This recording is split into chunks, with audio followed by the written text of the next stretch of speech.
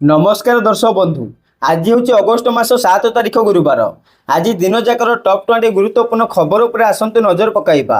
Video को शेष पर्यंत देखंतु। मात्र किछि समय मध्य जानीपारे आज दिनर संपूर्ण खबर। ता पूर्व चैनल नुआ थिले चैनल को सब्सक्राइब करी रखंतु। एमिति प्रतिदिन लाटेस्ट न्यूज सर्वप्रथम देखिबा पाई। तेबे आसतु संपूर्ण खबर उपर नजर पकाइबा। आजिर प्रथम खबर, एफएम कॉलेज छात्री आत्महत्या मामला। क्राइमब्रांच हाथ में ज्योति प्रकाश विश्वाल वीडियो। बढ़ी पारे गिरफ्तारी संख्या। केतेबेले कहार पाली पड़िबो ताहा कहिबा मुश्किल। कारण घटना संपृक्त थिबा अन्य अभियुक्त छाती धड़धड़। एक विशेष सूत्रରୁ मिलिथिबा सूचना मुताबक पूर्वर ज्योति प्रकाश गणमाध्यम को मिछ कथा कहिथिले आउ भ्रमित करिथिले। वास्तव चित्र किछि भिन्न थिला। घटना घटिबा पूर्व पीड़िता को दुई छात्र नेता पेट्रोल आनिबा को बाध्य करिथिले। एमितिकी निज देहरे पेट्रोल ढाली पोड़िबार अभिनय न कली अन्य छात्र छात्री मानकु आंदोलन दूरे नेबे बोली मध्य धमक देइथिले। ज्योति प्रकाश एवं सुब्र समिति नायक को गिरफ्त करी घांटुची crime branch. Jyoti Prakash mobile phone निज अख्तियार को नेबा परे एही घटना बाबद अनेक वीडियो क्राइम ब्रांच हाथ में लगी। एही वीडियो अनेक गुमर खोलिबा एक प्रकार निश्चित बोली कह जाउछि। परवर्ती खबर, राखी पूर्णिमार एही महिला को मिलिबनी सुभद्रा टंका। आवेदन भी करि परिबे नहीं। तेबे आसंता 9 तारिख आसब सुभद्रा योजनार तृतीय किस्ती टंका। राज्यर कोटिरु अधिक महिला खाता को आसब टंका। पूर्वर दुईटी पर्यायर 10,000 टंका मिल सारी। आउ किछि दिन पर सुभद्रार तृतीय किस्ती टंका हिताधिकारी खाता को आसब। एने तारीख घोषणा कर सारी राज्य सरकार। तेबे दुईटी किस्ती मोट 10,000 टंका पाई सारी 1 कोटिरु अधिक हिताधिकारी। आउ समस्त योग्य हिताधिकारी निकट में जेभली भाव में सुभद्रा टंका पहुंचब से नहीं योजना को क्रिया उन्नयन करने को लगातार भाव प्रयास कर सरकार। तेबे केउ माने सुभद्रा टंका पाइबेनी आवेदन करथिले भी कटिजिब ना। जानतु राज्य सरकार को गाइडलाइन कौन रही। सुभद्रा योजना रे सामिल हेबाकु थिबा महिला बयस 21 वर्ष कम होई नथिबा आवश्यक। सेहीपरि 60 वर्ष अधिक कौन महिला सुभद्रा योजना रे सामिल होई परिबे नहीं। एमाने जदि आवेदन करिथिबे तेबे ना कटिजिब। सेही भली जदि कौन महिला मासक मोट 1500 टंका किंबा ताठारु अधिक किंबा वार्षिक मोट 18,000 टंका बा ताठारु अधिक कौन राज्य किंबा केंद्र सरकारी योजना यथा पेंशन, छात्रवृत्ति इत्यादि सहायता ग्रहण करुछंती सेमाने सुभद्रा टंका पाइबा पई योग्य विवेचित हेबे नहीं। परवर्ती खबर, मानहानि मामला रे राहुल को बेल। सेपटे कांग्रेस वरिष्ठ नेता तथा लोकसभा विरोधी दल नेता राहुल गांधी को मानहानि मामला रे बुधवार झारखंड चाईबसा स्थित एमपी एमएलए स्वतंत्र कोर्ट जमीन प्रदान करिसंती। एही मामला 2018 मसीह केंद्र गृहमंत्री अमित शाह विरोध में दिया जाइथिबा एक कथित आपत्तिजनक टिप्पणी सहित जड़ित। राहुल गांधी बुधवार सकाळ प्राय 10:55 समय कोर्ट रे हाजर होइथिले। तांको वकीलों जुक्ति शुणिबा परे न्यायिक मजिस्ट्रेट सुप्रिया राणी तिघा अदालत तांको जमीन मंजूर करिसंती। एही जमीन शर्तमूलक भाव दिया जाइछि जे से मामलार शुणाणी प्रक्रिया रे सहयोग करिवे। सेपटे 2018 मसीह चाईबसार एक रैली समय राहुल गांधी तत्कालीन बीजेपी राष्ट्रीय अध्यक्ष अमित शाह विरोध में आपत्तिजनक मंतव्य देइथिबा अभियोग होइथिला। से कहिथिले जे कांग्रेस रे कौनसी हत्याकारी राष्ट्रीय अध्यक्ष होई परिबे नहीं। यह केवल बीजेपी रे संभव। एही बयान को नहीं स्थानीय बीजेपी नेता प्रताप कट्यार 2018 मसीह जुलाई 9 तारिख रे राहुल गांधी विरोध में अपराधिक मानहानि मामला दायर करथिले। परवर्ती खबर, ट्रम्प टारिफ चाप को भारतर ब्रह्मचापड़ा। मस्को रे पहुंचिले एनएसए अजित डोभाल। रूस राष्ट्रपति पुतिन सह भेटी तैल टारिफ एवं एसए-400 नहीं करेंगे गुरुत्वपूर्ण आलोचना। दुई देशर सुदृढ़ संपर्क नहीं हेब चर्चा। अजित डोभाल रूस समकक्षों सहित डिफेन्स डील नहीं आलोचना करेंगे। एसए-400 मिसाइल डिफेन्स सिस्टम किणाबिका यार मेन्टेनेंस बाबद आलोचना हेब। भारत एवं रूस मध्य यह सबुठ बड़ प्रतिरक्षा डील हेब बोली कहुछि। सूचना थाउ कि भू राजनीतिक स्थिति उत्तेजनापूर्ण रही। एही मध्य एनएसए अजित डोभाल मस्को गस्तरे जाइछंती। तेबे अजित डोभाल को गस्त पूर्व निर्धारित होइथिले भी वर्तमान स्थिति जोगे यह आहुरी गुरुत्वपूर्ण बोली कहुछि। सेहीपरि भारतर वैदेशिक मंत्री एस जयशंकर मध्य चलित मास शेष सुधा रूस गस्तरे जिबे। परवर्ती खबर, पलटि गला बांग्लादेश पाकिस्तान चाइना को देला झटका। सेपटे मोहम्मद यूनुस सरकार गठन पर बांग्लादेशर परिस्थिति खराब हो जाइछि। यह पूर्व मध्य बांग्लादेशर विद्रोह होइथिला। पाकिस्तान एवं चाइना यूनुस सरकार बहुत आशा रखिथिले किंतु एबे सेमानकर मंद उद्देश्य वृथा हेउथिबा परि मने होउछि। कारण बांग्लादेश कहिछि जे यार भित्तिभूमि केबे भी भारत विरुद्ध रे व्यवहार कराजिबो नाही। सेपटे एक रिपोर्ट अनुसार बांग्लादेशर हाई कमिशनर हमीदुल्ला कहिसंती जे ଭାରତ ଏବଂ ବାଂଲାଦେଶ ମଧ୍ୟରେ ସମ୍ପର୍କ ଦଶନ୍ଧି ପୁରୁଣା, ଯାହା ବିଶ୍ୱାସ, ସହଭାଗୀ, ଆର୍ଥିକ ସ୍ୱାର୍ଥ ଏବଂ ସାଂସ୍କୃତିକ ସମ୍ପର୍କରେ ଆଧାରିତ। ଏପରି ପରିସ୍ଥିତିରେ ଏହା କହିବା ଭୁଲ ହେବ ଯେ ଦୁଇ ଦେଶ ମଧ୍ୟରେ ସମ୍ପର୍କରେ କୌଣସି ପ୍ରକାରର ବିବାଦ ଅଛି। ହମିଦୁଲ୍ଲାଙ୍କ ପ୍ରତିକ୍ରିୟା ପରେ ଚାଇନା ଏବଂ ପାକିସ୍ତାନକୁ ବଡ଼ ଝଟକା ଲାଗିପାରେ। ପରବର୍ତ୍ତୀ ଖବର, ରାଜସ୍ୱ ଗାଁର ମ୍ୟାପ କରିବେ ସରକାର, ବଦଳିବ ଲୋକଙ୍କ ପ୍ଲଟ ଖାତା ନମ୍ବର। 1635 ରାଜସ୍ୱ ଗାଁ ଗୁଡ଼ିକର ମ୍ୟାପ କରିବା ପାଇଁ ଯାଉଛନ୍ତି ସରକାର। ରାଜସ୍ୱ ମନ୍ତ୍ରୀ ସୁରେଶ ପୂଜାରୀଙ୍କ କହିବା ମୁତାବକ ରାଜ୍ୟରେ 1991ରୁ 2024 ପର୍ଯ୍ୟନ୍ତ 34 ବର୍ଷ ଭିତରେ ମାତ୍ର 1000 ଗାଁକୁ ରାଜସ୍ୱ ଗାଁ ଭାବେ ଘୋଷିତ କରାଯାଇଥିଲା। ହେଲେ ପୂର୍ବ ସରକାରରେ ସେଥିରୁ ମାତ୍ର 300 ଗାଁର ମ୍ୟାପ ପ୍ରସ୍ତୁତ ହୋଇଥିଲା। କିନ୍ତୁ ପୂର୍ବ ସରକାର ବାକି 700 ଗାଁକୁ ମ୍ୟାପ କରିପାରିଲେ ନାହିଁ। ତେଣୁ ମ୍ୟାପ ହୋଇନଥିବା ବାକି ଗାଁ ଏବଂ ନୂଆ ଗାଁ ମିଶାଇ 1635 ରାଜସ୍ୱ ଗାଁ ଗୁଡ଼ିକର ମ୍ୟାପ କରିବା ପାଇଁ ଯାଉଛନ୍ତି ସରକାର। ସେଥିପାଇଁ ପ୍ରତି ତହସିଲରେ ହେବ ଗୋଟିଏ ଲେଖାଏଁ ସ୍ୱତନ୍ତ୍ର ସେଲ୍ ହେବ। ଏଥିସହିତ ନିର୍ଦ୍ଦିଷ୍ଟ ସମୟସୀମା ଭିତରେ ଏହି ଗାଁ ଗୁଡ଼ିକ ମାନ୍ୟତା ପାଇବା ସହିତ କାର୍ଯ୍ୟକାରୀ ହେବ। 34 ବର୍ଷ ଭିତରେ ପୂର୍ବତନ ସରକାରମାନେ ଯାହା କରିପାରିଲେ ନାହିଁ, ବିଜେପି ସରକାର ଏବେ କାର୍ଯ୍ୟକାରୀ କରିବାକୁ ଯାଉଛନ୍ତି। ରାଜସ୍ୱ ଗାଁ ହେଲା ପରେ ସ୍ୱତନ୍ତ୍ର ମ୍ୟାପ ହେବ ବୋଲି ସୁରେଶ ପୂଜାରୀ କହିଛନ୍ତି। ମୂଳ ଗାଁରେ ଥିବା ଲୋକଙ୍କ ଖାତା ନମ୍ବର, ପ୍ଲଟ ନମ୍ବର ମଧ୍ୟ ପରିବର୍ତ୍ତନ ହୋଇ ନୂଆ ହେବ। ଭୂ ଲେଖରେ ମଧ୍ୟ ଗାଁର ନାମ ସ୍ଥାନ ପାଇବ। 250ରୁ ଅଧିକ ଜନସଂଖ୍ୟା ଏବଂ ମୂଳ ରାଜସ୍ୱ ଗାଁକୁ 500 ମିଟର ଦୂରତା ଥିବା ପଡ଼ା ଗାଁ ଗୁଡ଼ିକୁ କରାଯିବ ରାଜସ୍ୱ ଗ୍ରାମ। ଏନେଇ ବିସ୍ତୃତ ସୂଚନା ଦେଇଛନ୍ତି ରାଜସ୍ୱ ମନ୍ତ୍ରୀ ସୁରେଶ ପୂଜାରୀ। ପରବର୍ତ୍ତୀ ଖବର, ଏସ୍ବିଆଇରେ 500ରୁ ଅଧିକ ପଦବୀ ପାଇଁ କରାଯିବ ନିଯୁକ୍ତି। ଯଦି ଆପଣ ବ୍ୟାଙ୍କିଂ କ୍ଷେତ୍ରରେ କ୍ୟାରିୟର ଗଢ଼ିବାକୁ ସ୍ୱପ୍ନ ଦେଖୁଛନ୍ତି, ତେବେ ଷ୍ଟେଟ୍ ବ୍ୟାଙ୍କ ଅଫ୍ ଇଣ୍ଡିଆ ଏସ୍ବିଆଇରେ ଏହି ଖାଲି ପଦବୀ ଆପଣଙ୍କ ପାଇଁ ବଡ଼ ସୁଯୋଗ ସୃଷ୍ଟି କରିବ। ଏସ୍ବିଆଇ ଜୁନିୟର ଆସିଷ୍ଟାଣ୍ଟ ପଦବୀରେ ନିଯୁକ୍ତି ପାଇଁ ବିଜ୍ଞପ୍ତି ପ୍ରକାଶ କରିଛି। ଏହି ନିଯୁକ୍ତି ଅଧୀନରେ ମୋଟ 5100 ପଦବୀ ପୂରଣ କରାଯିବ। ଆଗ୍ରହୀ ପ୍ରାର୍ଥୀମାନେ 6 ଅଗଷ୍ଟ 2025 ଠାରୁ ଅନଲାଇନରେ ଆବେଦନ କରିପାରିବେ, ଯାହାର ଶେଷ ତାରିଖ 26 ଅଗଷ୍ଟ 2025 ସ୍ଥିର କରାଯାଇଛି। ଆଉ ଏହି ପଦବୀ ପାଇଁ ଯୋଗ୍ୟତା ଆବେଦନ କରିବାକୁ ପ୍ରାର୍ଥୀଙ୍କ ପାଖରେ ଭାରତର ଏକ ସ୍ୱୀକୃତିପ୍ରାପ୍ତ ବିଶ୍ୱବିଦ୍ୟାଳୟରୁ ସ୍ନାତକ ଡିଗ୍ରୀ ଥିବା ଆବଶ୍ୟକ। ଏହା ସହିତ ଆବେଦନକାରୀଙ୍କ ବୟସ 20 ବର୍ଷରୁ କମ୍ ଏବଂ 28 ବର୍ଷରୁ ଅଧିକ ହେବା ଉଚିତ ନୁହେଁ। ସେପଟେ ସରକାରୀ ନିୟମ ଅନୁଯାୟୀ ସଂରକ୍ଷିତ ବର୍ଗଗୁଡ଼ିକୁ ବୟସ ଛାଡ଼ ଦିଆଯିବ। ଅନୁସୂଚିତ ଜାତି ଏବଂ ଅନୁସୂଚିତ ଜନଜାତି ବର୍ଗର ପ୍ରାର୍ଥୀମାନେ 5 ବର୍ଷ, ଓବିସି 3 ବର୍ଷ ଏବଂ ଦିବ୍ୟାଙ୍ଗ ପ୍ରାର୍ଥୀମାନେ 10 ବର୍ଷର ଛାଡ଼ ପାଇବେ। ପରବର୍ତ୍ତୀ ଖବର, ଟ୍ରମ୍ପଙ୍କ ଭାରତକୁ ମୂର୍ତ୍ତ ଅର୍ଥନୀତି ବୟାନ ଉପରେ ଆର୍ବିଆଇ ଗଭର୍ଣ୍ଣରଙ୍କ ଜବାବ। ଟାରିଫର ପଡ଼ିବନି ବିଶେଷ ପ୍ରଭାବ। ଆମେରିକା ରାଷ୍ଟ୍ରପତିଙ୍କ ଭାରତ ଉପରେ ଟାରିଫ ଲାଗୁ ଦେଶ ଉପରେ କ'ଣ ପ୍ରଭାବ ପକାଇବ, ଏନେଇ ବିଭିନ୍ନ ଚର୍ଚ୍ଚା କରାଯାଉଛି। ଏହା ଭିତରେ ପ୍ରଥମ ଥର ପାଇଁ ପ୍ରତିକ୍ରିୟା ରଖିଛନ୍ତି ଆର୍ବିଆଇ ଗଭର୍ଣ୍ଣର ସଞ୍ଜୟ ମାଲହୋତ୍ରା। ସଞ୍ଜୟ ମାଲହୋତ୍ରା କହିଛନ୍ତି ଆମେରିକାର ଶୁଳ୍କ ବୃଦ୍ଧି ଭାରତୀୟ ଅର୍ଥନୀତି ଉପରେ କୌଣସି ବଡ଼ ପ୍ରଭାବ ପକାଇବ ନାହିଁ। ଆମେରିକା ରାଷ୍ଟ୍ରପତି ଡୋନାଲ୍ଡ ଟ୍ରମ୍ପଙ୍କ ଭାରତକୁ ଏକ ମୂର୍ତ୍ତ ଅର୍ଥନୀତି ବୋଲି ମନ୍ତବ୍ୟ ଦେବାର କିଛି ଦିନ ପରେ ଭାରତୀୟ ସଂରକ୍ଷଣ ବ୍ୟାଙ୍କର ଗଭର୍ଣ୍ଣର ସଞ୍ଜୟ ମାଲହୋତ୍ରା ବୁଧବାର ଦିନ ଦୃଢ଼ୋକ୍ତି ପ୍ରକାଶ କରିଛନ୍ତି ଯେ ଭାରତୀୟ ଅର୍ଥନୀତି ବହୁତ ଭଲ ପ୍ରଦର୍ଶନ କରୁଛି ଏବଂ ଆମେରିକା ତୁଳନାରେ ବିଶ୍ୱ ଅଭିବୃଦ୍ଧିରେ ଅଧିକ ଅବଦାନ ଦେଉଛି। ପରବର୍ତ୍ତୀ ଖବର, କେନ୍ଦ୍ର ଗୃହମନ୍ତ୍ରୀ ଓ ଜଳଶକ୍ତି ମନ୍ତ୍ରୀଙ୍କୁ ଭେଟିଲେ ମୁଖ୍ୟମନ୍ତ୍ରୀ ମୋହନ ମାଝୀ। ମୁଖ୍ୟମନ୍ତ୍ରୀ ମୋହନ ଚରଣ ମାଝୀ ବୁଧବାର ଦିନ ନୂଆଦିଲ୍ଲୀ ଗସ୍ତ କରିଛନ୍ତି। ଏହି ସମୟରେ ସେ କେନ୍ଦ୍ର ଗୃହମନ୍ତ୍ରୀ ଅମିତ ଶାହାଙ୍କ ସହିତ ସାକ୍ଷାତ କରିଛନ୍ତି।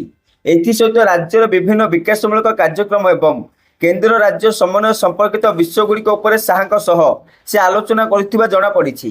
ମୁଖ୍ୟମନ୍ତ୍ରୀ ଶ୍ରୀ ମାଝୀ ଏନେଇ ସାମାଜିକ ଗଣମାଧ୍ୟମ ଏକ୍ସରେ ସୂଚନା ପ୍ରଦାନ କରିଛନ୍ତି। ସେ ଲେଖିଛନ୍ତି ଯେ ଆଜି ନୂଆଦିଲ୍ଲୀରେ କେନ୍ଦ୍ର ଗୃହମନ୍ତ୍ରୀ ଅମିତ ଶାହାଙ୍କ ସହ ସୌଜନ୍ୟମୂଳକ ସାକ୍ଷାତ କଲି। ଏହି ଅବସରରେ ରାଜ୍ୟର ବିଭିନ୍ନ ବିକାଶମୂଳକ କାର୍ଯ୍ୟକ୍ରମ ଓ କେନ୍ଦ୍ର ରାଜ୍ୟ ସମନ୍ୱୟ ସମ୍ପର୍କିତ ବିଷୟଗୁଡ଼ିକ ଉପରେ ଆଲୋଚନା ହୋଇଥିଲା। ସେହିପରି କେନ୍ଦ୍ର ଜଳଶକ୍ତି ମନ୍ତ୍ରୀ ସିଆର୍ ପାଟିଲଙ୍କ ସହ ଆଲୋଚନା ବେଳେ ଓଡ଼ିଶାର ମହାନଦୀ ଜଳ ବିବାଦ ଉପରେ ଆଲୋଚନା କରିଛନ୍ତି। ନିକଟ ଓଡ଼ିଶାର ମୁଖ୍ୟମନ୍ତ୍ରୀ ଛତିଶଗଡ଼ ମୁଖ୍ୟମନ୍ତ୍ରୀଙ୍କୁ ଚିଠି ଲେଖି ମହାନଦୀ ଜଳ ବିବାଦ ଆପୋଷ ସମାଧାନ କଥା କହିଥିଲେ। ଉଭୟ ରାଜ୍ୟକୁ ସୁହାଇଲା ଭଳି ଏକ ସମାଧାନର ରାସ୍ତା ବାହାର କରିବା ପାଇଁ ଆଜି କେନ୍ଦ୍ରମନ୍ତ୍ରୀଙ୍କ ସହିତ ଆଲୋଚନା ବେଳେ ମୁଖ୍ୟମନ୍ତ୍ରୀ ଗୁରୁତ୍ୱାରୋପ କରିଛନ୍ତି। ଏଥିସହିତ ଶ୍ରୀ ପାଟିଲଙ୍କୁ ଭିଜନ ଓଡ଼ିଶା 2036 ଏବଂ 2047 ପ୍ରଦାନ କରିଛନ୍ତି। ଏହା ସହିତ ମୁଖ୍ୟମନ୍ତ୍ରୀ ମୋହନ ଚରଣ ମାଝୀ ଦିଲ୍ଲୀ ଗସ୍ତରେ ଥିବା ସମୟରେ ପାର୍ଲାମେଣ୍ଟ ପରିସରରେ ରାଜ୍ୟର ବିଜେପି ସାଂସଦମାନଙ୍କୁ ଭେଟି ଆଲୋଚନା କରିଛନ୍ତି। ପରବର୍ତ୍ତୀ ଖବର, ଶୁଳ୍କ ଯୁଦ୍ଧ ମଧ୍ୟରେ ହଠାତ୍ ନିଜର ଉତ୍ତରାଧିକାରୀ ଘୋଷଣା କଲେ ଡୋନାଲ୍ଡ ଟ୍ରମ୍ପ। ଏପଟେ ସାରା ବିଶ୍ୱରେ ଶୁଳ୍କ ଯୁଦ୍ଧ ଆରମ୍ଭ କରିଥିବା ଆମେରିକା ରାଷ୍ଟ୍ରପତି ଡୋନାଲ୍ଡ ଟ୍ରମ୍ପ ତାଙ୍କ କାର୍ଯ୍ୟକାଳର 6 ମାସ ମଧ୍ୟରେ ନିଜ ଉତ୍ତରାଧିକାରୀଙ୍କୁ ଘୋଷଣା କରି ହଇଚଇ ସୃଷ୍ଟି କରିଛନ୍ତି। ଟ୍ରମ୍ପ ପୂର୍ବରୁ ତାଙ୍କର ସବୁଠାରୁ ବିଶ୍ୱସ୍ତ ସହଯୋଗୀ ଏବଂ ଆମେରିକାର ଉପରାଷ୍ଟ୍ରପତି ଜେଡି ଭାନ୍ସଙ୍କୁ ତାଙ୍କର ମାଗା ଉତ୍ତରାଧିକାରୀ ଭାବରେ ଘୋଷଣା କରିସାରିଛନ୍ତି। ରାଷ୍ଟ୍ରପତି ଟ୍ରମ୍ପ କହିଛନ୍ତି ଯେ ଉପରାଷ୍ଟ୍ରପତି ଭାନ୍ସ ତାଙ୍କର ସମ୍ଭବତଃ ମାଗା ଉତ୍ତରାଧିକାରୀ। ପରବର୍ତ୍ତୀ ଖବର, ଓଡ଼ିଆରେ ସାଇନ୍ ବୋର୍ଡ ନ ନଖିଲେ ଜରିମାନା କହିଲେ ଓଷା ପାଢ଼ୀ। ସେପଟେ ଓଡ଼ିଶାର ମହାନଗର ନିଗମ, ପୌରପାଳିକା ଏବଂ ବିଜ୍ଞାପିତ ଅଞ୍ଚଳ ପରିଷଦ ଗୁଡ଼ିକର ଅଧୀନରେ ଥିବା ସମସ୍ତ ଦୋକାନ ଓ ବାଣିଜ୍ୟିକ ପ୍ରତିଷ୍ଠାନରେ ଓଡ଼ିଆ ଭାଷାକୁ ଗୁରୁତ୍ୱ। ଏହିସବୁ ସ୍ଥାନରେ ଓଡ଼ିଆରେ ସାଇନ୍ ବୋର୍ଡ ଲେଖିବାକୁ ବାଧ୍ୟତାମୂଳକ କଲେ ରାଜ୍ୟ ସରକାର। ଏହାକୁ କାର୍ଯ୍ୟକାରୀ କରିବାକୁ ଏକ ସ୍ୱତନ୍ତ୍ର ନିର୍ଦ୍ଦେଶନାମା ଜାରି କରିଛନ୍ତି ଗୃହ ଓ ନଗର ଉନ୍ନୟନ ବିଭାଗ ପ୍ରମୁଖ ସଚିବ ଉଷା ପାଢ଼ୀ। ଓଡ଼ିଶାର ସାଂସ୍କୃତିକ ଓ ଭାଷାଗତ ଐତିହ୍ୟର ପ୍ରୋତ୍ସାହନ ତଥା ଯେଉଁମାନେ ଅନ୍ୟ କୌଣସି ଭାଷା ବା ଲିପି ବୁଝିନଥାନ୍ତି ସେମାନଙ୍କ ସୁବିଧା ପାଇଁ ଓଡ଼ିଆ ଭାଷାର ବ୍ୟବହାର ସୁନିଶ୍ଚିତ କରିବା ଅତ୍ୟନ୍ତ ଫଳପ୍ରଦ ହେବ। ଏହି ଉଦ୍ଦେଶ୍ୟରେ ନିମ୍ନଲିଖିତ ନିର୍ଦ୍ଦେଶ ଜାରି କରାଯାଇଛି। ଓଡ଼ିଶାର ମହାନଗର ନିଗମ, ପୌରପାଳିକା ଏବଂ ବିଜ୍ଞାପିତ ଅଞ୍ଚଳ ପରିଷଦ ଗୁଡ଼ିକର ଅଧୀନରେ ଥିବା ସମସ୍ତ ଦୋକାନ ଓ ବାଣିଜ୍ୟିକ ପ୍ରତିଷ୍ଠାନ ନିଜ ନିଜ ପ୍ରକାଶ ଫଳ କରି ଓଡ଼ିଆ ଲିପିକୁ ପ୍ରାଧାନ୍ୟ ଦେବାକୁ ନିଶ୍ଚିତ କରିବେ।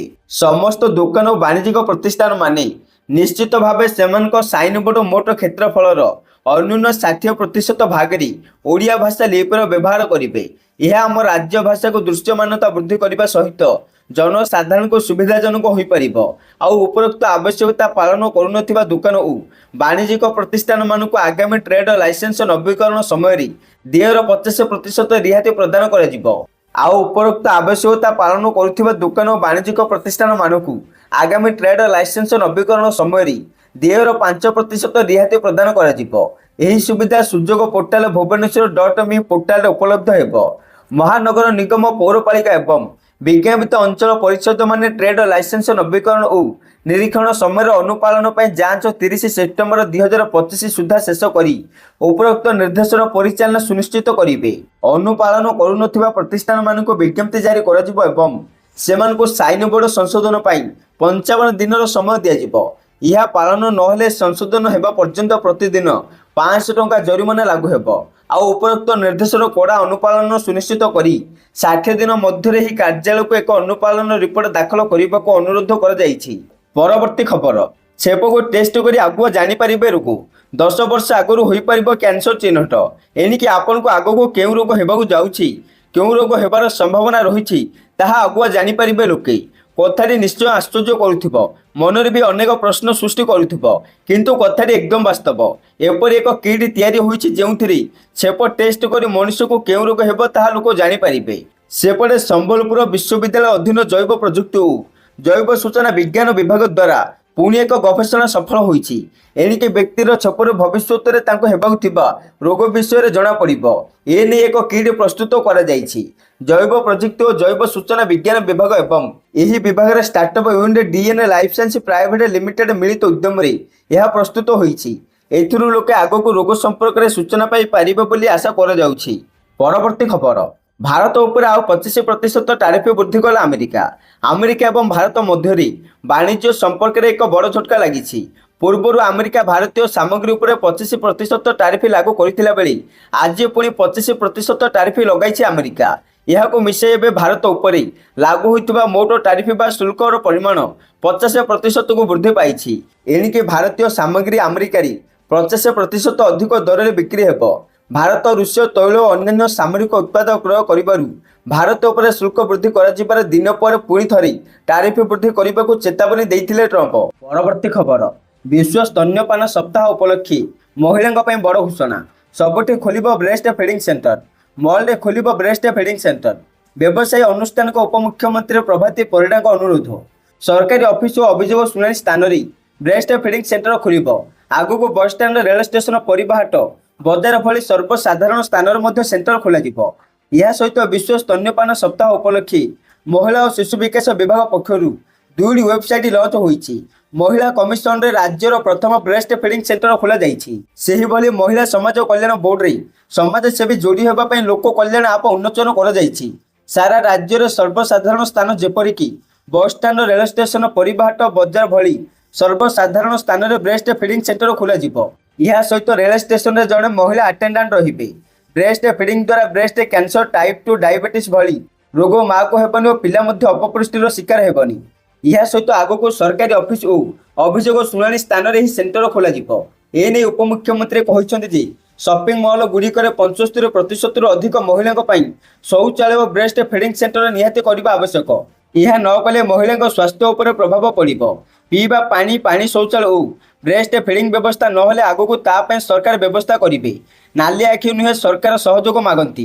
ତେଣୁ ଅନୁରୋଧ କରୁଛୁ ବ୍ୟବସାୟିକ ଅନୁଷ୍ଠାନଗୁଡ଼ିକୁ ନିଜ ଗ୍ରାହକଙ୍କ ପାଇଁ ଛୋଟ କୋଠରୀରେ ବ୍ୟବସ୍ଥା କରନ୍ତୁ।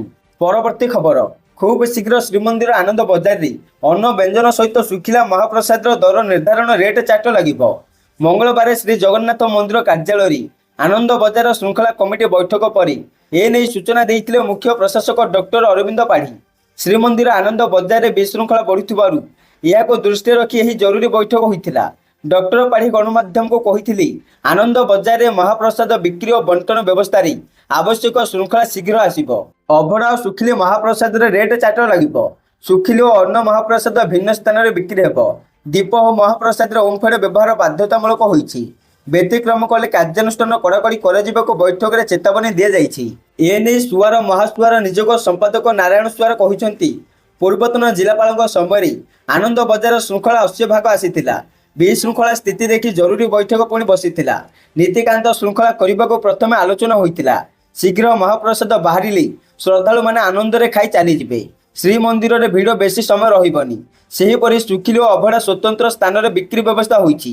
ଆନନ୍ଦ ବଜାର ଖୋଲା ସ୍ଥାନରେ ବସିଥିବା ଖଜା ଦୋକାନୀକୁ ସ୍ୱତନ୍ତ୍ର ଦୋକାନ ଭିତରେ ସ୍ଥାନାନ୍ତର କରାଯିବ। ପ୍ରତିଦିନ ଶ୍ରୀମନ୍ଦିରରେ ମହାପ୍ରସାଦ ରାନ୍ଧିବାକୁ ଆବଶ୍ୟକୀୟ 35 କ୍ୱିଣ୍ଟାଲ କାଠ ଯୋଗାଇ ଦେବାକୁ ଦାବି କରାଯାଇଥିଲା। ସେହିପରି ବୈଠକରେ ଜୈବିକ ଚାଉଳ ନେଇ ଆଲୋଚନା ହୋଇଥିଲା। ଚଳିତ ବର୍ଷ ରଥଯାତ୍ରା ବେଳେ 21 କ୍ୱିଣ୍ଟାଲ ଜୈବିକ ଚାଉଳ ପରୀକ୍ଷାମୂଳକ ଭାବେ ଆଡ଼ପ ଘରେ ରନ୍ଧାଯାଇଥିଲା। 2 ଦିନ ତଳେ ମଧ୍ୟ ଏହି ଚାଉଳ ରାନ୍ଧି ପରୀକ୍ଷା କରାଯାଇଥିଲା। ନୂଆ ଚାଉଳରେ ମହାପ୍ରସାଦ ରାନ୍ଧିଲେ ଏହା ନରମ ହୋଇଯାଉଛି। ତେଣୁ ପୁରୁଣା ଜୈବିକ ଚାଉଳ ଦେଲେ କୋଠ ଭୋଗ ସହିତ ବରାଦି ଭୋଗ ହେବ। ସେହିପରି ମହାପ୍ରସାଦ ବିକ୍ରିରେ ସହାୟତା କରୁଥିବା ସହାୟକମାନଙ୍କ ନିମନ୍ତେ ଡ୍ରେସ୍ କୋଡ୍ ଓ ପରିଚୟ ପତ୍ର ହେବ। ବିଶୃଙ୍ଖଳା କଲେ ସେମାନଙ୍କ ବିରୁଦ୍ଧରେ କଡ଼ା କାର୍ଯ୍ୟାନୁଷ୍ଠାନ ହେବ ବୋଲି ବୈଠକରେ ଆଲୋଚନା ହୋଇଛି।